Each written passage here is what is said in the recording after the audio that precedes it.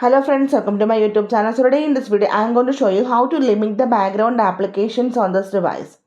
Simply go to the settings and scroll down at the bottom. You can see the option developer options. Tap on the option developer options. So from the developer options, you have to select the option background process limit.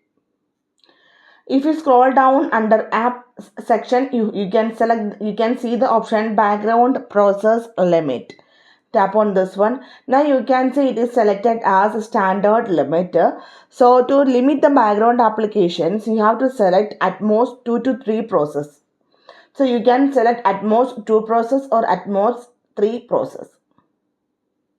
It will stop lags on this device using hidden settings. Okay.